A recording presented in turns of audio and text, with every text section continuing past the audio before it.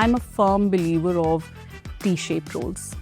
What do I mean by that? I think you have to have deep expertise and accountability for an enterprise outcome if you're an enterprise leader. Without that, the depth and the substance of how you lead tends to be, in my opinion, a little bit superficial. We already have a fairly large footprint of, AI practitioners, if I may call them, across the different franchises and functions that we have, and a team that is of data scientists. The AI platform we have within the bank, it's called Kepler. It was born in India and is run from India. Yeah. So, the reason I came back to the enterprise is because I think that the enterprise is a reflection of, what's out there in the country and the different possibilities that are there. Do we have an opportunity, like I said, to do more? Absolutely. Do we have an opportunity to go deeper? Absolutely. I do also think that we have an opportunity to do more in partnership.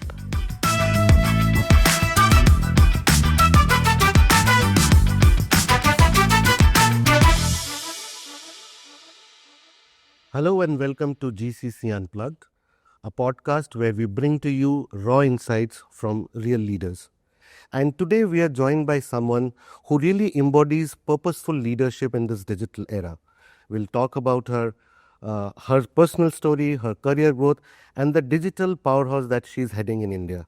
We're joined by Ruchika Panesar, Chief Digital and Information Officer, Group Functions and Country Head India at NatWest Group. Ruchika, thank you for joining us. Thank you for having me. So I was speaking to your team before we started this, and now you've grown to like 18,000 or more people in India. That's a huge number across three centers, I believe. And you still have more capacity in Bangalore center, I guess, right? That's right. We are continuing to grow. Yeah. We set the ambition a couple of years ago to bring in a large number of engineers and in-source engineering into the bank more broadly.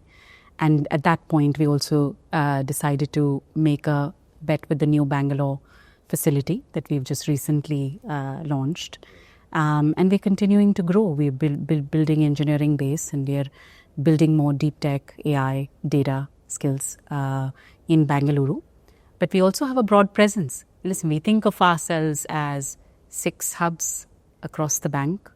So when you think about us at NatWest Group, we are based out of London, Manchester, Edinburgh. And then in India, the 3 locations are Gurugram, Bangalore, and Chennai, right? And the 18,000 that you spoke, and I would say closer to 19 at this point, happens to be spread pretty evenly across those 3 locations, and really being a microcosm of the bank, building what we do in India for the bank across all of our franchises and functions. Yeah. And I guess some of the functions are completely driven out of India, and we'll come to that during our course of our conversation. But let's start with your story. And I was looking at, you were speaking somewhere, and you said that you started, you had a humble beginning, and then you are here. Tell us that story and the learnings that you've really retained from those days.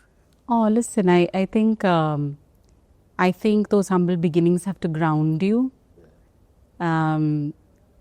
Frankly, you grew up in our country with a lot of sort of age-old wisdom in the family, right? Of good old-fashioned values, as well as some spiritual gyan of, your parents saying, "Bargat ka ped jhuka rehta hai." Sorry to bring in a Hindi nuance there, but I think, when I look back, I'm the 3rd daughter of a middle-class engineer who happened to take his expertise to different parts of the world to build a career. Someone who didn't, come from wealth necessarily, and taught his family and children and both my parents to at the stage that I was growing up. And like I said, 3 sisters. I have a younger brother. But in our family, we were really taught to go out and get an education and be independent, because there was no silver spoon to get back to, frankly. And so when I say humble beginnings, that's the humble beginnings.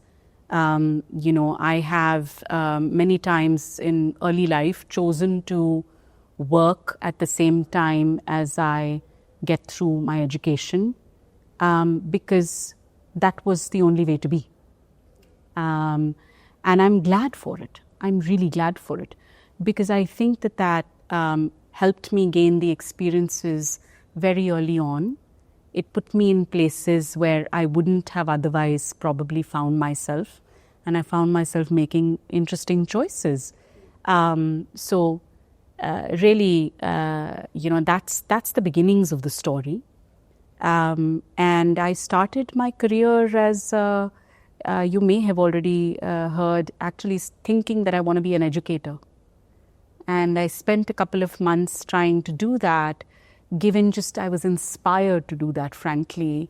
But then realized very quickly, having been, class topper through my education, and also, being all the while very interested in, STEM and computer science, and really getting a degree there, that I would be much more fulfilled if I were building things that I talk about and teach about versus just teaching about them theoretically, right?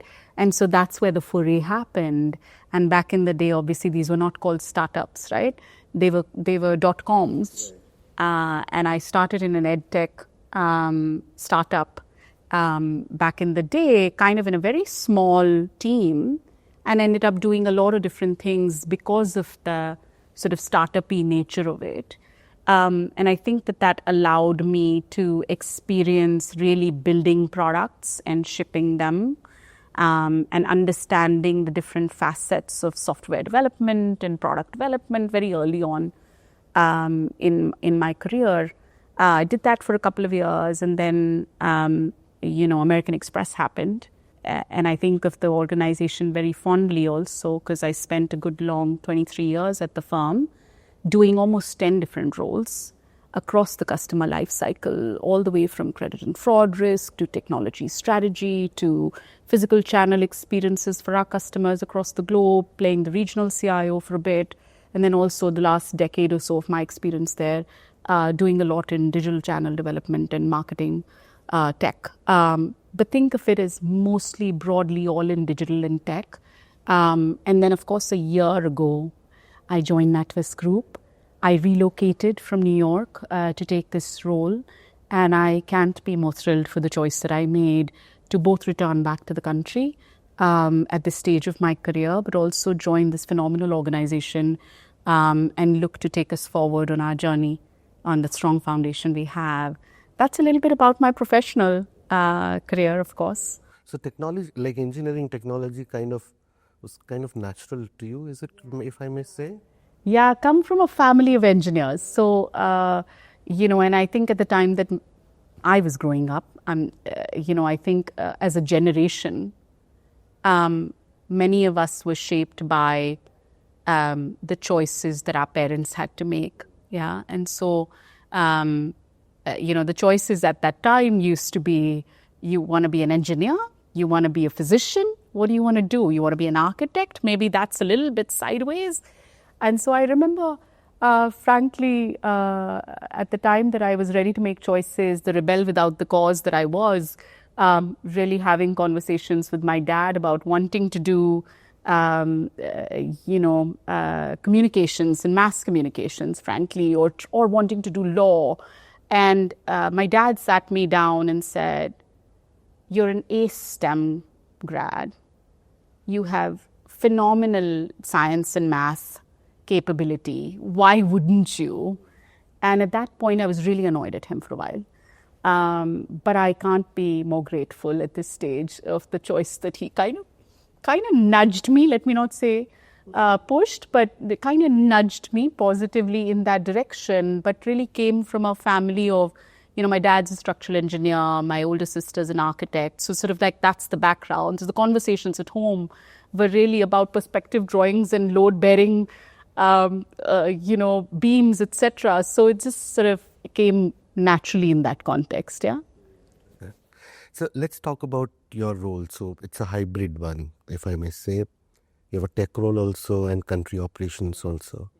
So how do you manage the two, and what's your moat? I mean, these are two separate things, but I know the role of the people who are from the technology background are also evolving. Yeah. But then the mindset probably is a little different, isn't so? Yeah, you're right. It's interesting, and oftentimes, again, through my career, I found myself in roles where I may not have been sort of the traditional choice, let's just say.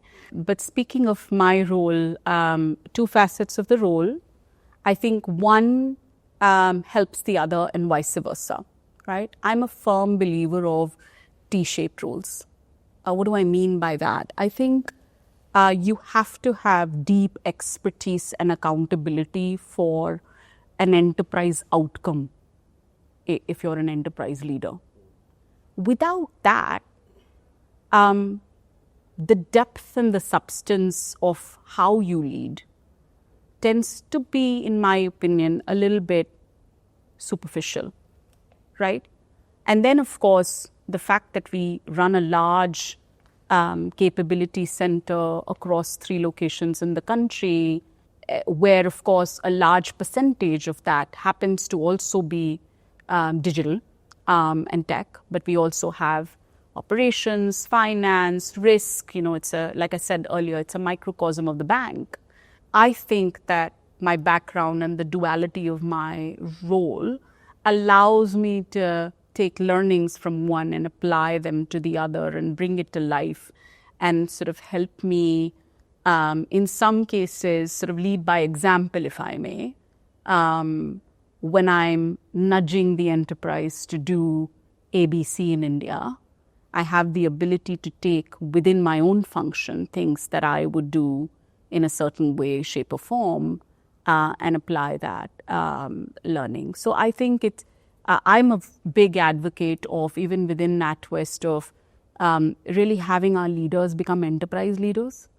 And how do you do that is, I think, by ensuring that all leaders actually have that T-shape, where they're deeply accountable for an enterprise outcome and have an expertise in a certain area. And then they may have wider, broader accountability of oversight and governance and, that large scaled leadership. Oh, yeah. Yeah. And so you said that you've spent 23 years at Amex, then you're here, and you talked about one of your leadership style. So if I have to ask you that, if you summarize something that really that you learned from Amex over the years, American Express, and you've been able to bring it here, which has really helped you and people around you, what would that? I think my learnings are, you learn through all your experiences in life. I think you learn, of course, from your professional experiences. You learn from your personal experiences. In my case, I've also lived and worked in different parts of the world.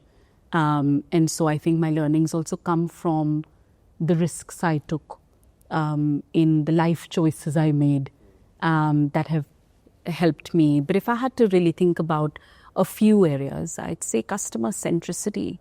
I grew up in a culture of customer centricity at the firm that I was at, and just exemplary attention to customer and keeping the customer in the center. And you learned that very early on in your career, and I think that that's really guided my course. I'd also say, growing up in a credit and fraud risk tech space and sort of being very data-driven in my early career and doing data engineering and building data warehouses and things like that has allowed me to be data-driven in everything that I do, right? There is a little bit of show me the data in how I lead, as well as the detail orientation that I was talking about in the T-shape, is that I think you really have to, in this day and age especially, be able to roll up your sleeves and lead as a practitioner. And I think that was an early lesson that came to me through the course of my career. I've also had the opportunity to have a very diverse, like I said, about almost 10 roles during that time. And I found myself in moments needing to flex and learn on the job a lot, right? So when I first, as an example, moved on from credit and fraud risk to go do physical channels, what we call contact center technology, voice response systems, contact routing, building greenfield contact centers. It was a huge switch from the type of tech that I had done before, right? And you kind of have to have the humility to learn from your team and say, I don't know what I don't know, teach me. And then use that to help and partner with them to lead the way. And it's the learning agility that comes with that, I think, as well as the humility of saying, I don't have all the answers. My role as a leader sometimes is to ask the right questions. Yeah, it's to be the catalyst and to ask the questions that allow us to move forward as a team. And I think that, some of those I've taken away and I've sort of embedded in just who I've become over time. And that's how I lead, yeah. So it's very interesting. So you said that you switched to some new role and there were technologies that were new at that point in time. And now if we think of those technologies, they are also becoming old. And, we have evolved so much with especially AI and Gen AI and deep tech and everything coming in. So which was the moment probably where you realized that this is the next big thing and we need to embrace it? And tell us a story if there is around that where you realize that, okay, this is something we really need to look at. And then what are you doing at NatWest with this new technology? Sure. And absolutely, I think you're absolutely right that, when you sign up to be very early on as a technologist and as a business leader now, when you sign up for that, you also, I think, just sign up for the fact that there is going to be changes. The only constant, very cliche, and it's going to happen. And over the years, there have been so many different technologies, etc., that have surfaced, and some of them have stayed and some of them have fizzled away. If you go back to, even sort of robotic process automation, and you go back to, blockchain and, conversations around some of those technologies. Back in the day when big data came, there was a big hype cycle of that, but it's also in some of these cases very relevant technology that many of us used and leveraged. And so you have to obviously, when there are early days in these technologies, you have to have the right setup to make sure that you're experimenting early, you're educating yourself as a leader, and you're exposing yourself enough and reading enough to inform your point of view fairly rapidly, I think. And you have to do the early experiments and the tests to then sharpen your point of view over time. But and I'll come back to this, but in this particular case, obviously, there is a sense of we're all learning together, yeah?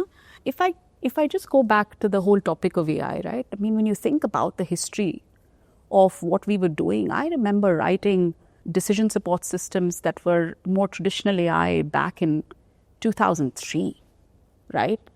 So we've been sort of in this zone of artificial intelligence or decision support system for a while, as well as, like I said, the foray with big data and the first ever models that were written in traditional AI. I've spent some time, whether it was in detection of fraud or it was in, predicting risk, or it was in just even, or if it is even in how you personalize customer experiences in the more last decade or so, right? There's many applications.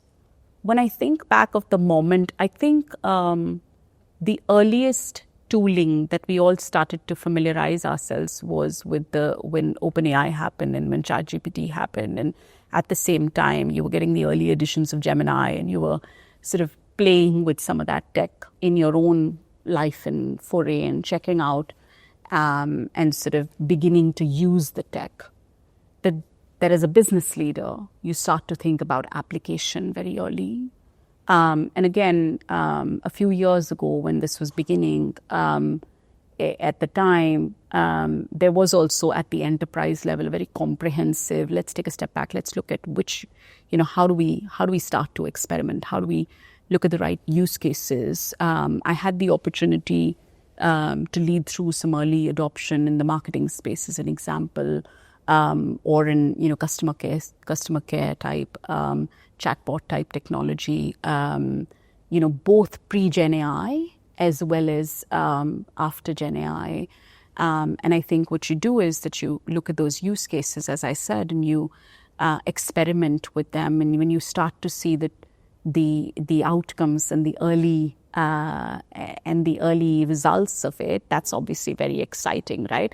I don't know that there was one moment, but I can think of, the day I probably asked ChatGPT to write a bedtime story for my daughter, who happens to be 4, combined by when I think I first saw the champion challenger results of Gen AI pilot we were doing in marketing to generate subject lines, as an example, for a marketing brief, and saw how close and how pretty impressive the early results were.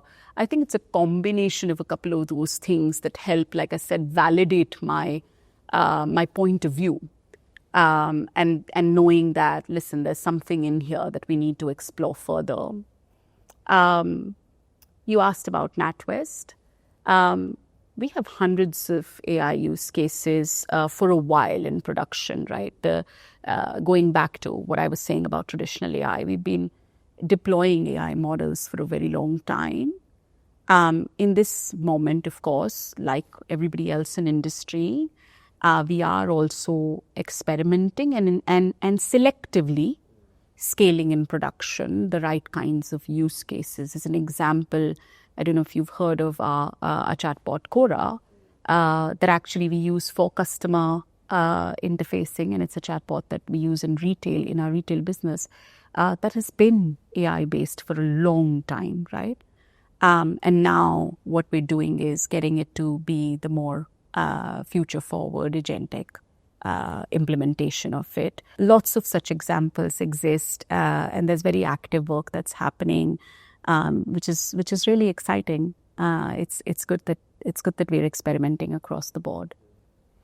So, staying with technology, and you are a technology enthusiast, so I'm very, I have to ask you this question, that where is India in terms of really embracing AI, using AI, especially banking, if you want to keep it to banking?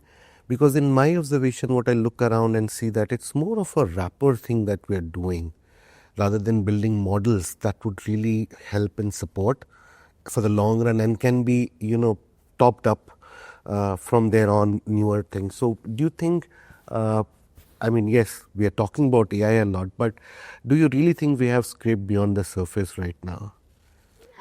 I'm a glass half full kind of gal. I think across the world we're looking at this and experimenting. I think in India we have obviously huge talent base, and we have an opportunity to not only upskill our people broadly across the industry, but also look at, as you say, not just the applied AI side. I think you're right. A large part of the implementation and what we're doing in AI is largely applied AI, right? And there's fewer examples of where we may be building models, or we may be doing more foundational work. But there are examples, right? There are Mission AI, of course, and some of the firms that are doing some great work there. I think there's some impressive things that I've seen in the ecosystem. Can we do more? Absolutely. Can we go faster? Absolutely. But like I said, I'm a little bit of a glass half full kind of person with it. For us in enterprises, right? If I had to bring that back to us, for us first at the enterprise level, and then I'll come back to India. When you think about it, we're probably the first UK bank to have a public partnership with OpenAI. Yeah. We have implemented tooling. We have a proprietary tooling called Aiden, by virtue of which we expose the different LLMs to our people at large. And we are one of the largest implementations of Microsoft Copilot. And what we're looking to do is to embed the tooling within the work, right? So there is, to the point where we're talking about, there is the range of, the people who are AI enabled, right? And then there's a segment of us using now AI for augmentation, where you are, where you now are building either use cases, so it's really applied AI, or you're embedding and using the tooling that is available to you in your day job, right? So that's that one big element of it. And that's the larger element of it, is how do we do what we do better? And how do we reimagine what we do today by leveraging this phenomenal technology that is now available to us? A smaller part of it is the part around building new models, doing deeper work in the AI space, which is what you're referring to. In that, we've also recently hired our Chief AI Research Officer, and we are building a larger cohort from a data science skill set perspective. Coming to India, we already have a fairly large footprint of AI practitioners, if I may call them, across the different franchises and functions that we have, and a team that is of data scientists. The AI platform we have within the bank, it's called Kepler. It was born in India and is run from India. Yeah. So, the reason I came back to the enterprise is because I think that the enterprise is a reflection of what's out there in the country and the different possibilities that are there. Do we have an opportunity, like I said, to do more? Absolutely. Do we have an opportunity to go deeper? Absolutely. I do also think that we have an opportunity to do more in partnership with each other in the industry, that some of us are obviously already talking about, but I think we're scratching the surface. Well, that explains why you have a contrarian bet on AI, because we hear that as AI comes in, less people would be required, or people with the right skill would be required. But I read somewhere that you think with AI, like your hiring will go on with despite AI coming in. So I think you have plans around that as well. Our talent elevation strategy, more broadly, is a combination of building newer talent capabilities, but also, of course, upskilling our base, right? So one of the things that I was spending some time with our grad hires earlier today, and I reminded us, that in the industry, there is a lot of conversation about early talent investments, etc. We have continued the path. We have continued to push forward, because you do need the phenomenal minds, and you need the humanness, if I may say, in an AI native world and an AI native enterprise.